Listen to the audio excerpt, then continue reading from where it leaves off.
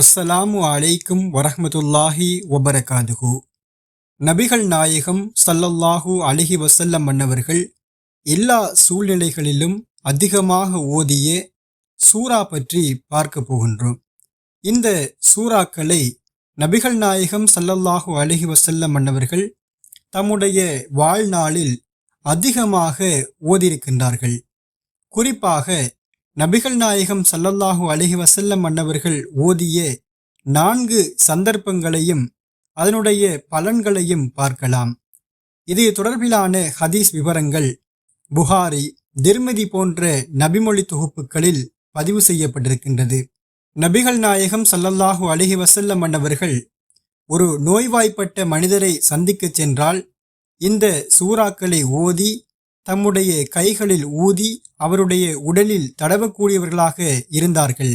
அதேபோன்று காலையில் 3 தடவையும் மாலையில் 3 தடவையும் இந்த சூறாக்களை ஓதக்கூடியவர்களாகவும் இருந்தார்கள்.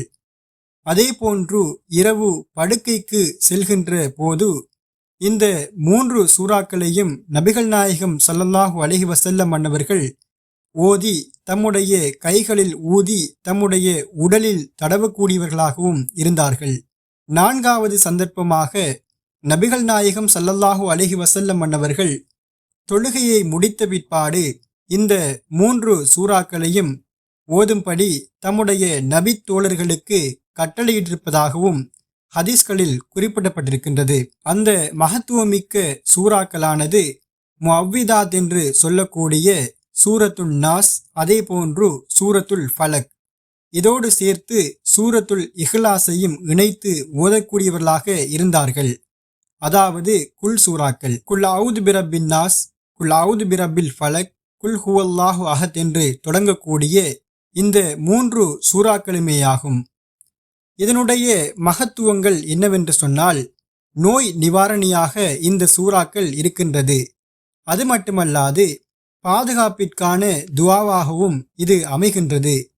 பாதுகாப்பு என்று சொல்கின்ற போது ஜின்களுடைய தீண்டுதல், ஷைத்தானின் தீண்டுதல், மனிதனுடைய பொறாமை கண்கள், சூனியம் என எல்லா வகையான பிரச்சினைகள் தீங்குகளையும் நீக்கக்கூடிய மிக பெரும் பலம் வாய்ந்த ஒரு பாதுகாப்பு துஆவாக இந்த சூறாக்கள் இருக்கின்றது.